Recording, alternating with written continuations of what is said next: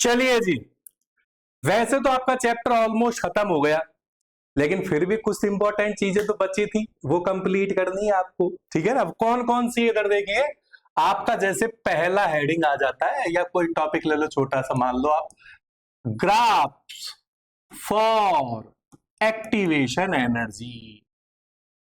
अब देखिए, आपको एक्टिवेशन एनर्जी देकर वो आपसे ग्राफ पूछ सकता है, या आपको ग्राफ देकर उससे कुछ क्वेश्चन पूछ सकता है। जैसे मान लेते हैं for single step reaction, for single step reaction, ऐसे रिएक्शन को अपन सिंपल रिएक्शन कहते हैं ना, जो एक ही स्टेप में कंप्लीट हो जाती है। मेरी बात समझ में आ रही है?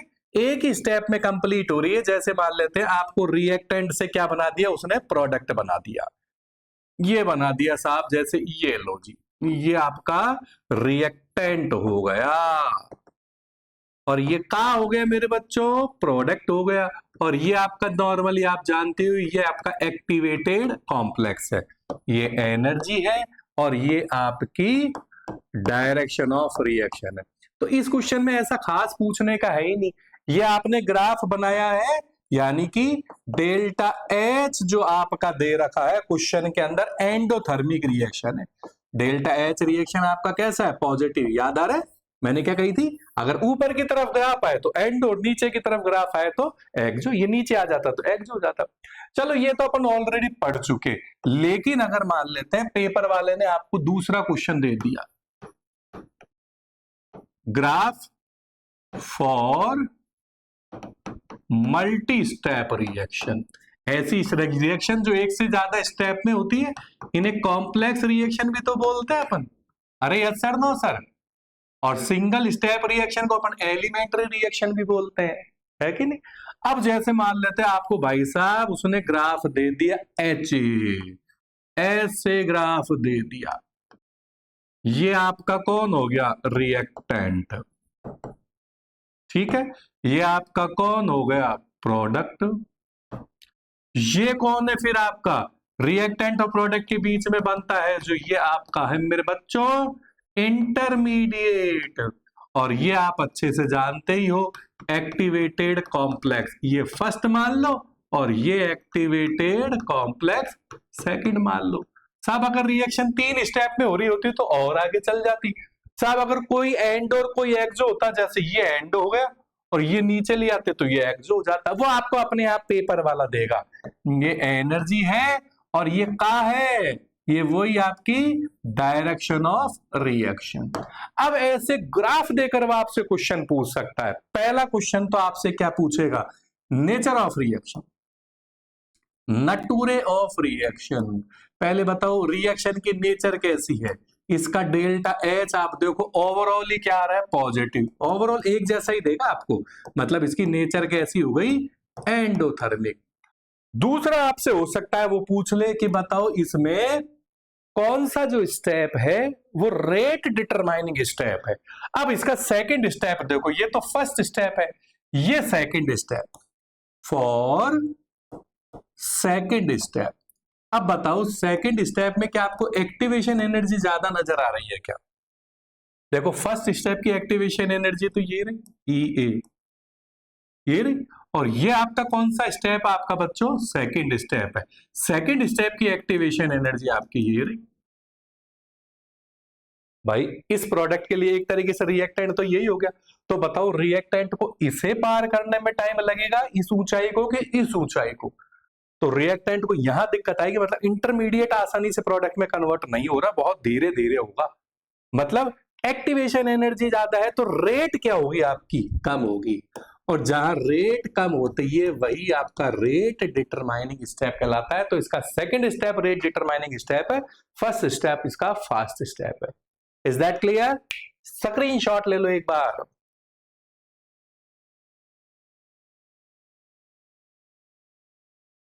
हो गया बच्चों? अब चलते हैं अपन अगले पॉइंट की तरफ, जो एक क्वेश्चन से आएगा आपका। बहुत बढ़िया क्वेश्चन है, जरा क्वेश्चन को बहुत इज्जत और तमीज के साथ देखो आप। क्वेश्चन में आपसे क्या कह रहा है, जरूर पढ़ो।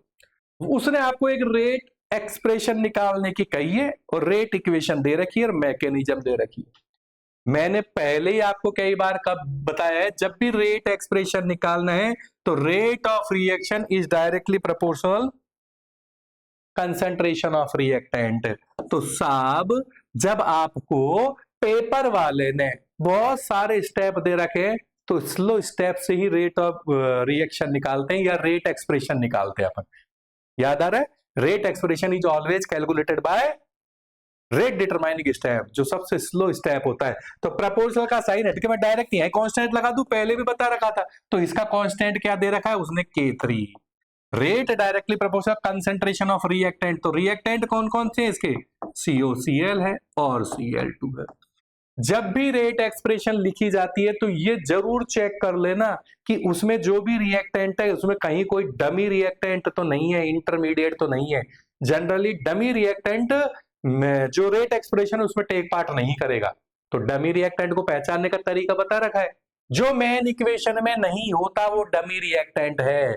COCl, अब ये तो नहीं है, मतलब ये तो डमी रिएक्टेंट हो गया। क्या हो गया मेरे बच्चों, डमी। भाई साहब इसे हटाना पड़ेगा। Cl2 ये तो है, मतलब Cl2 को रखना है मुझे, COCl को हटाना है। तो COCl को हटाने के लिए पेपर वाला आपको देगा सारे जुगाड़। मुझे COCl निकालना है तो जरा ऊपर वाले स्टेप की तरफ देखो। तो ऊपर वाले स्टेप को अगर अपन देखते हैं तो ये रिवर्सिबल, याद है मैंने इक्विलिब्रियम कांस्टेंट करके निकाला था। तो इक्विलिब्रियम कांस्टेंट के बराबर ऊपर कंसेंट्रेशन किसकी लिखोगे, प्रोडक्ट की। किसकी लिखोगे, प्रोडक्ट की। प्रोडक्ट कौन है तुम्हारा, COCl। नीचे रिएक्टेंट कौन है तुम्हारा, CO और ये Cl। अरे यस सर, नो सर, मेरी बात समझ में आ रही है। आप K की जगह, K तो इक्विलिब्रियम कांस्टेंट है, K की जगह आप ये भी लिख सकते हो K1 dash upon K2 dash. साहब ये क्या लिखा, हमारे समझ में ही नहीं आया। आओ देखे पता लगाते हैं। इक्विलिब्रियम कांस्टेंट और ये है आपका KF अपॉन KB। K क्या है मेरे बच्चों, इक्विलिब्रियम कांस्टेंट, और KF और KB क्या आपका, रेट कांस्टेंट। आप केमिकल इक्विलिब्रियम वाला चैप्टर पढ़ोगे, पढ़ रखा होगा 11वीं में, नहीं पढ़ रखा है तो आएगा वो देख लेना। कोई भी इक्विलिब्रियम कांस्टेंट रेट कांस्टेंट के रेशो के बराबर होता है। सब ये क्या है, F और B, rate constant forward reaction upon rate constant backward reaction, यही इक्विलिब्रियम कांस्टेंट होता है। तो इक्विलिब्रियम कांस्टेंट की जगह अपन क्या लिख सकते हैं, KF फॉरवर्ड रिएक्शन का, KB बैकवर्ड रिएक्शन का। Is that term clear. आपको क्या निकालना है, आपको ये निकालना है मेरे बच्चों COCl। तो इसको तो हटा दो, K से कोई मतलब ही नहीं है। तो बताओ COCl बराबर क्रॉस मल्टीप्लाई करो, ये निकालना है, क्रॉस मल्टीप्लाई करो K1 डैश K2 डैश और इनटू में क्या आ जाएगा आपका CO और Cl। चलो साहब इसकी वैल्यू पुट कर देते हैं, यहां COCl की जगह ये लिख देते हैं। मुन्ना कैसे लिख देगा, पहले ये देख कि ये रिएक्टेंट मेन इक्वेशन में है कि नहीं है, होंगे ना सर। देखो CO ये रहा, Cl, अरे सर अब इसको फिर हटाना पड़ेगा मुझे Cl को, मतलब ये भी इंटरमीडिएट हो गया।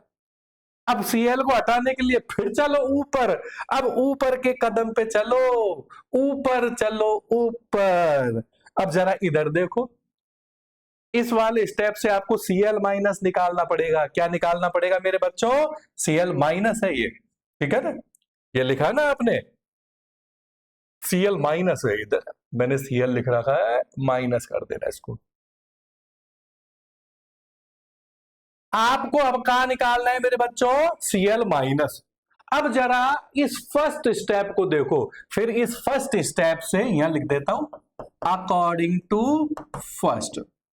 अब बताओ फिर मुझे K इक्विलिब्रियम कांस्टेंट निकालना है, तो K बराबर पहले तो वही KF अपॉन KB करोगे, यानी कि K1 अपॉन K2, के ऊपर कंसंट्रेशन प्रोडक्ट की लोगे, यानी Cl माइनस की power 2, number of mole power में चले जाते हैं। नीचे क्या आएगा मेरे बच्चों, Cl2। अरे यस सर, नो सर, मुझे निकालना क्या है, Cl माइनस निकालना है। तो Cl माइनस को फिर रख लो एक तरफ और बाकी का जुगाड़ करो। तो बताओ Cl माइनस का स्क्वायर है, यही है ना, क्रॉस मल्टीप्लाई करो K1 upon K2 into Cl2, square हटते ही पूरा का पूरा जुगाड़ काय में चला जाएगा, रूट में। अरे यच्चर नौचर, आप चाहो तो रूट हटाकर क्या लिख सकते हो, आप चाहो तो रूट हटाकर पावर में क्या लिख सकते हो, 1/2। तो बताओ Cl माइनस बराबर क्या हो गया आपका,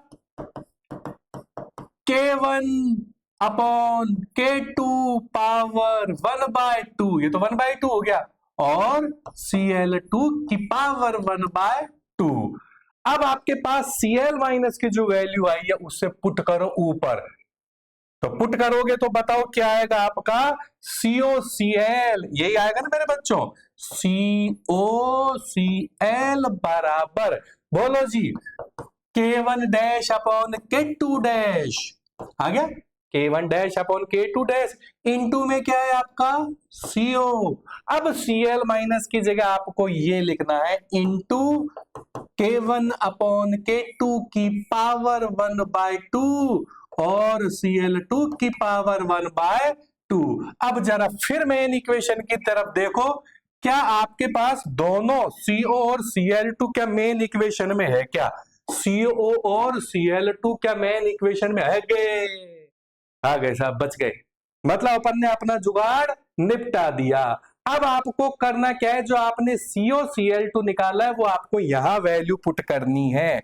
अब वैल्यू पुट करो, बताओ R बराबर K3, फिर COCl की जगह आपको क्या लिखना है, ये वाला जुगाड़ लिखना है, COCl की जगह ये, इसको लिखना है, छोटा कर दो थोड़ा, लिखो जी साहब, COCl की जगह क्या लिखोगे आप, ये रहा K1 K2, अरे सर नो सर, ये हो गया K1 dash upon K2 dash, पहले के एक जगह लिख देता हूं, फिर इनटू में आपका K1 अपॉन K2 की पावर 1/2, यही है ना, K1 dash K2 dash, K1 upon K2 की पावर 1/2, फिर क्या आ रहा है आपका CO, फिर क्या आ रहा है आपका Cl2 की पावर 1/2। अरे यस सर नो सर, ये आपने किसकी वैल्यू लिखी है अभी, ये पूरी की पूरी वैल्यू आपने COCl की लिखी है, किसकी लिखी है मेरे बच्चों,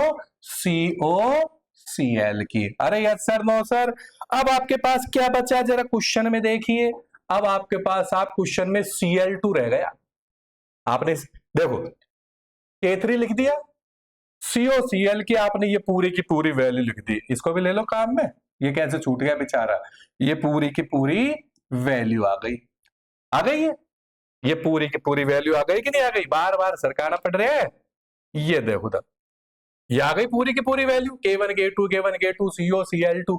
अब इनटू में क्या बचा है आपके पास, इनटू में बचा है Cl2, क्या बचा है मेरे बच्चों, Cl2 पावर में 1। अब बताओ आपसे पेपर वाला ऑर्डर पूछ रहा है, तो ऑर्डर मैंने क्या कहा था, कंसंट्रेशन जो होती है रिएक्टेंट की उनकी पावर का सम होती है।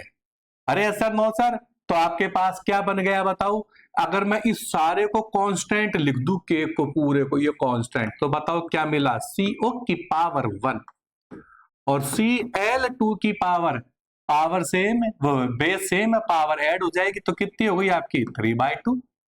अरे यस सर नो सर, हो गए ना, 1 और 1.5 लिख दो, तो बताओ आपकी ऑर्डर ऑफ रिएक्शन, ये रेट एक्सप्रेशन था, आपकी ऑर्डर ऑफ रिएक्शन क्या हो गई, ऑर्डर कंसंट्रेशन का सम 1 + 3/2, तो 1 + 3/2 को क्या बोलोगे मेरे बच्चों,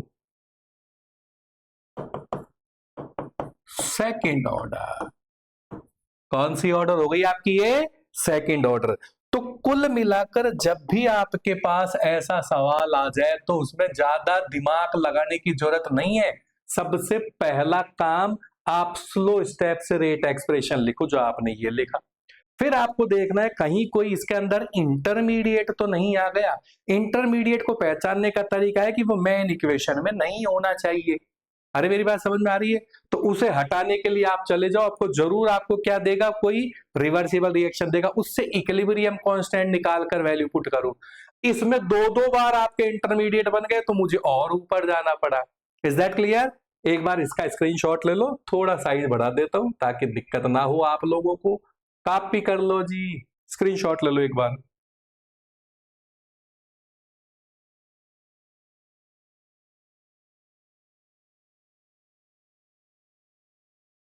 हो गया?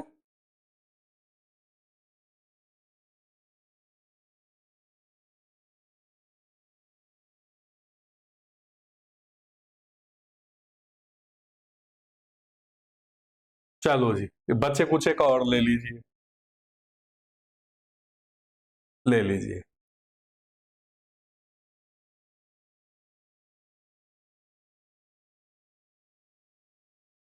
हो गया बेटा? चलिए जी, अब अपन चलते हैं अपने अगले स्टेप की तरफ। अगला स्टेप है आपका फर्स्ट ऑर्डर पैरेलल रिएक्शन। क्या है मेरे बच्चों? First order parallel reaction. देखो ये क्या कहता है।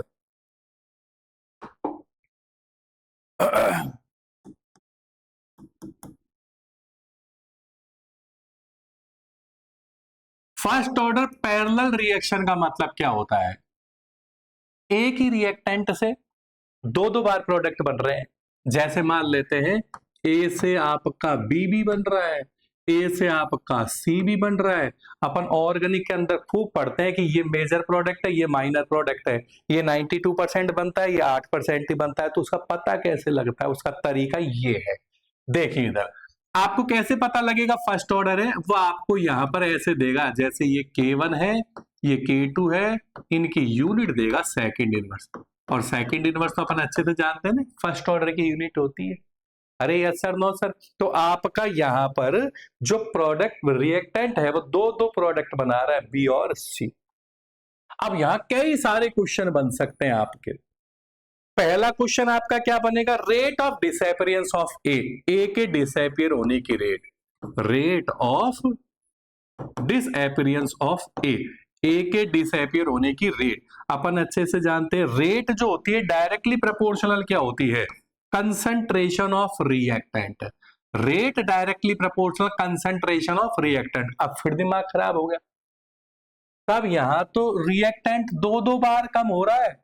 जैसे मान लेते हैं मेरी जेब से एक बार 10 रुपए गिर गए, एक बार 20 रुपए गिर गए, तो टोटल कितने गिरे? 30 गिरे। तो टोटल एक के डिसअपीयर होने की रेट दो बार आ रही है, तो एक बार तो क्या लिखोगे? Rate directly proportional concentration of reactant. तो क्या लिखोगे? आर बराबर K1 कंसंट्रेशन ऑफ रिएक्टेंट हो गया ये। और अगर इसके लिए लिखोगे तो क्या लिखोगे? K2। और इसका रिएक्टेंट भी तो कौन है? A है। तो एक बार इधर कम हो रहा है तो rate directly proportional concentration of reactant, एक बार इधर कम हो रहा है, rate directly proportional concentration of reactant. दोनों के रेट कांस्टेंट अलग है, K1 और K2। तो टोटल डिसअपीयर हो रहा है, तो बीच में साइन क्या आएगा? प्लस। भाई एक बार 10 रुपए घटे, एक बार 20 रुपए घटे। तो क्या इसको अगर मैं ओवरऑल करके लिखूं तो मैंने ए कॉमन ले लिया, तो क्या लिखोगे? K1 प्लस K2, अंदर बच गया ए। ये पहला पॉइंट हो गया। अगर आपसे कोई पूछे कि टोटल रेट कांस्टेंट या के एवरेज, के एवरेज, तो के एवरेज आपका किसके बराबर हो गया? K1 plus K2। यानी कि ये जो रिएक्टेंट है दो अलग अलग स्टेप के अंदर अपने प्रोडक्ट बना रहा है, तो के average K1 plus K2।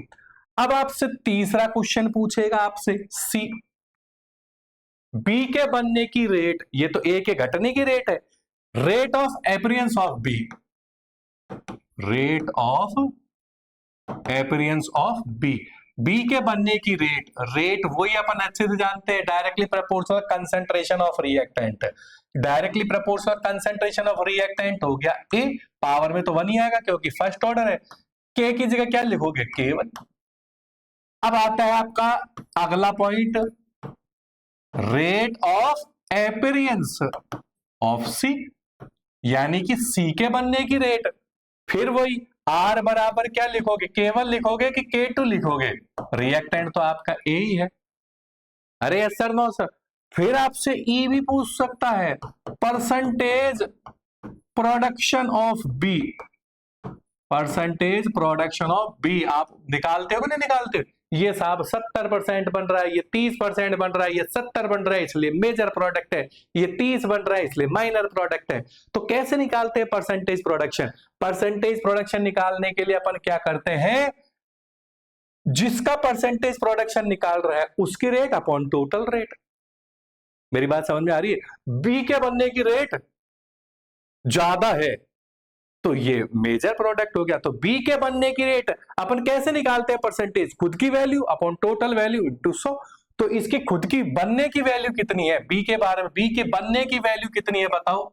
K1A, यही तो है रेट, बी के बनने की रेट अपॉन टोटल रेट। क्या लिखोगे? Total rate. इन दोनों को ऐड कर दो, इन दोनों को क्या कर दो? ऐड कर दो। इन दोनों को ऐड करोगे तो यही तो आ रही है आपकी total rate, K1 plus K2A। अरे yes sir, no sir, K1 plus K2A, K1 plus K2A into 100।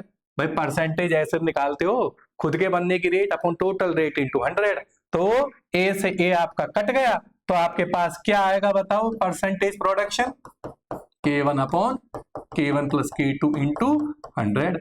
और अगर आपसे मान लेते हैं परसेंटेज प्रोडक्शन, परसेंटेज प्रोडक्शन आपसे किसका पूछा? सी का, सी का। तो K1 की जगह क्या आ जाएगा आपका? K2 आ जाएगा। तो percentage production of C, percentage production of C, तो बराबर में क्या लिखोगे बताओ? K1 की जगह K1 upon, sorry, K2 upon K1 plus K2 into 100। या यूं देख लो ना, अगर बी का परसेंटेज अगर 40 आ रहा है या 50 आ रहा है या 60 आ रहा है तो 100 में से इसको घटा दो। मेरी बात समझ में आ रही है? तो कुल मिलाकर इस कहानी से हमें शिक्षा क्या मिल रही है? इसके अंदर पैरेलल ऑर्डर का मतलब क्या होता है? एक रिएक्टेंट 2 बार या 3 बार या जितनी बार भी कम हो रहा है, ये पैरेलल घट रहा है। ठीक है, तो ए के घटने की रेट साहब 2 बार घट रहा है, बी के बनने की रेट ये बता दिया। टोटल आपसे अगर परसेंटेज प्रोडक्शन किसी चीज का पूछे तो परसेंटेज कैसे निकालते हैं? खुद की rate upon total rate into 100। Is that clear? ठीक है। अगर मान लेते हैं पेपर वाला आपको यहाँ एक्टिवेशन एनर्जी दे देता, इसकी एक्टिवेशन एनर्जी कम, इसकी एक्टिवेशन एनर्जी ज्यादा, इसकी एक्टिवेशन एनर्जी कम, इसकी एनर्जी ज्यादा, तो बताओ इसमें कौन सा स्टेप जो होगा रेट डिटरमाइनिंग होगा? RDS। सब एक्टिवेशन एनर्जी कम है तो ये तो फास्ट होगा, तो ये तेज होगा। इसकी एक्टिवेशन एनर्जी ज्यादा है तो ये धीरे धीरे होगा, स्लो स्टेप है लेकिन होता रहेगा, मतलब इसकी रेट ही तो कम है। तो जिसकी रेट कम है, जिसकी एक्टिवेशन एनर्जी ज्यादा है, जिसकी एक्टिवेशन एनर्जी ज्यादा है उसकी रेट कम होती है, और जिसकी रेट कम होती है वही आपका रेट डिटरमाइनिंग स्टेप होता है। तो इसकी एक्टिवेशन एनर्जी कम है, इसकी एक्टिवेशन एनर्जी ज्यादा है, एक्टिवेशन एनर्जी ज्यादा है तो इसकी रेट कम है, रेट कम है तो ये RDS बन जाएगा आपका। ठीक है, कॉपी करो एक बार इसको,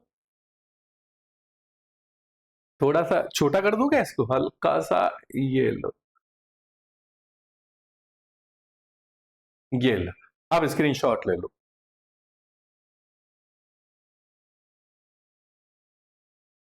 हो गया? अब इसी से मैंने आपको अभी एक छोटा सा क्वेश्चन बताया था ना एक्टिवेशन एनर्जी वाला। अरे सर, नो सर, मान लेते हैं आपको ग्राफ में वो एक्टिवेशन एनर्जी का कोई क्वेश्चन दे दे और आपसे पूछ ले कि भैया, या मान लेते हैं कोई भी एक पैरेलल ऑर्डर की रिएक्शन दे दे और आपसे पूछ ले भैया इसका ग्राफ बनाओ। क्या बनाओ? इसका ग्राफ बनाओ। जैसे मान लेते हैं आपको चलो क्वेश्चन ही बना लो इसका। ये है आपका वही, ए से आपका क्या बन रहा है? बी, और ए से आपका क्या बन रहा है? सी। ये आपका K1 है, वही फर्स्ट ऑर्डर रिएक्शन है। ये आपका K2 है, ये आपका वही सेकंड इनवर्स, आपको इसकी यूनिट दे दी।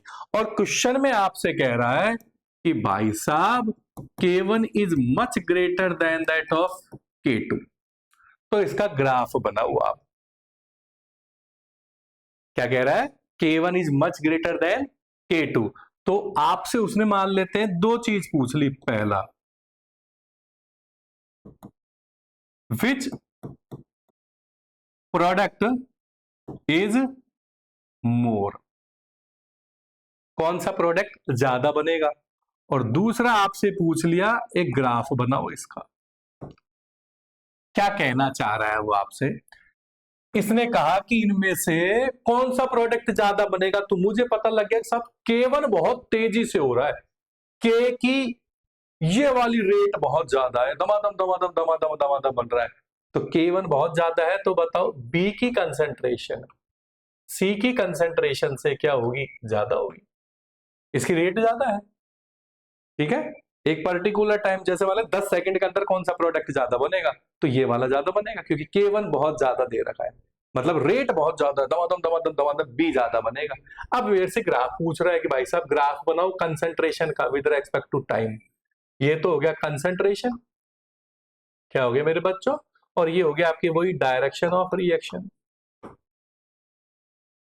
ठीक है, यह कह दो विद रेस्पेक्ट टू टाइम, हटाओ टाइम के साथ बताओ कौन सा ज्यादा बनेगा रिएक्टेंट की प्रोडक्ट, तो बताओ A with respect to time तो क्या होगा आपका, कम हो रहा है ए तो, और बी और सी विद रेस्पेक्ट टू टाइम बढ़ेंगे, तो बताओ कौन सा ज्यादा बढ़ेगा, बी ज्यादा बनेगा, बी की कंसेंट्रेशन ज्यादा है ना, बजाय किसके, सी के, तो बी ज्यादा बनेगा एज कंपेयर टू सी। ऐसा कोई खास क्वेश्चन नहीं है, नॉर्मली कर सकते हो, कॉपी कर लो एक बार इसको।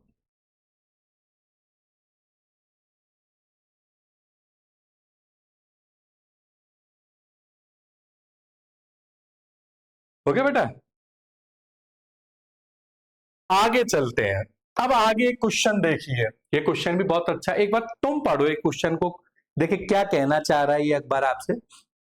ये कह रहा है कि एक रिएक्शन है ना 3 स्टेप में कंप्लीट हो रही है, जैसे आपका ये वाला स्टेप है, फिर ये वाला स्टेप है, फिर आपका ये वाला स्टेप है। ठीक है, ये कह रहा है एक रिएक्शन 3 स्टेप में कंप्लीट हो रही है, इनके रेट कांस्टेंट की वैल्यू कह रहा है भाई साहब, इसकी K1 है, इसकी K2 है, इसकी K3 है। इनकी एक्टिवेशन एनर्जी पे कह रहा है एक की 40 है, एक की 30 है, एक की 20 है।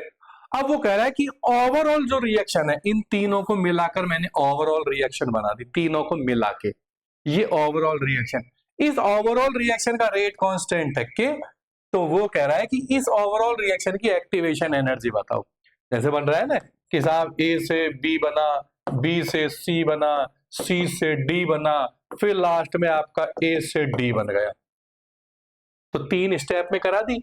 पहले का K1 दे रखा है, दूसरे का K2, तीसरे का K3, एक्टिवेशन एनर्जी दे रखी है, इसका K दे रखा है, और मेरे से पूछ रहा है इसकी एक्टिवेशन एनर्जी बताओ, जो आपका ओवरऑल जो रिएक्शन है ना उसकी। तो कैसे कर रहे हैं अपन, कैसे करें, कुछ नहीं करना, सीधा सा अपन को उसने क्या कह रहा है भाई साहब, K बराबर K1 K3 अपॉन K2 है, यही है ना, K वही आपका रेट कांस्टेंट है।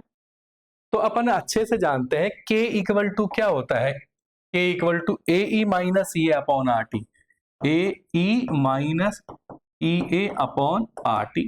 इधर भी क्या लिखोगे, A E minus E A upon R T, into इधर भी क्या लिखोगे, A E minus E A upon R T, नीचे भी क्या लिखोगे, A E minus E A upon R T. ये है साहब फर्स्ट स्टेप का।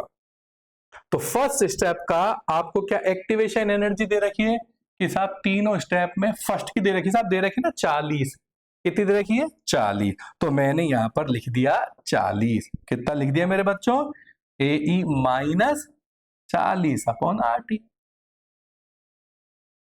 ये कौन सा स्टेप है, थर्ड, ए ई माइनस, ये थर्ड स्टेप की एक्टिवेशन एनर्जी है कि फर्स्ट सेकंड थर्ड है ना साहब, थर्ड की कितनी दे रखी है, थर्ड की साहब मेरे को दे रखी है 20 दे रखी है, तो थर्ड की भी लिख दो। यहां पर क्या लिखोगे आप, ए E minus 20 upon R T. ये कौन सा स्टेप है साहब, सेकंड, सेकंड की 30 दे रखी है, तो इसकी भी लिख दो। तो क्या लिखोगे बताओ, ए ई माइनस कितनी लिखोगे, 30 अपॉन आर टी। ये कौन सी आपकी के, तब ये तो ओवरऑल है, तो ओवरऑल की तो आपसे एक्टिवेशन एनर्जी पेपर वाला पूछ ही रहा है। अब इनका जोड़ बाकी गुणा भाग करो, आता है आपको करना, तो करो जी साहब, जरा बुद्धि का प्रयोग करो, बताओ ये कितना हो गया आपके पास, बेस सेम है, पावर ऐड हो जाएगी, तो कितना हो गया -60 आर टी, तो क्या हो गया, ए ई पावर ऐड हो गई माइनस का 60 आर टी, नीचे क्या है, ए ई माइनस 30 आर टी। अपन अच्छे से जानते हैं नीचे से ऊपर चला जाएगा तो प्लस हो जाएगा, -60 प्लस का 30 कितना हो गया, 30 हो गया माइनस का, तो कितना हो गया, ए ई माइनस कितना हो गया बताओ 30 आर टी, ये प्लस में 30 में से माइनस का 60 घटा, माइनस का 30 बच गया। अब जरा इन दोनों इक्वेशन को कंपेयर करो, इनको, ये दोनों जो दे रखी है आपको step, A E minus E A upon R T, A E minus 30 upon, तो ई ए की वैल्यू कितनी आ गई आपके पास, 30 आ गई। तो ई ए कितनी आ गई आपके पास, 30। ई ए की वैल्यू कितनी आ गई आपके पास, 30 किलो जूल। ये आपकी ओवरऑल जो रिएक्शन है उसकी एक्टिवेशन एनर्जी का जुगाड़ आ गया। अरे यस सर, नो सर, मेरी बात समझ में आ गई होगी, कॉपी कर लो इसको, स्क्रीनशॉट ले लीजिए।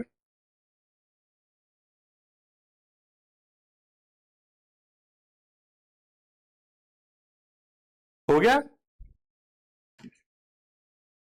चलो जी, जितने टाइप के क्वेश्चन और कंसेप्ट थे इस चैप्टर के मैंने करा दिए, अच्छे से पढ़ लेना, तमीज से पढ़ लेना, इतनी गारंटी दे रहा हूं, इससे बाहर आएगा नहीं।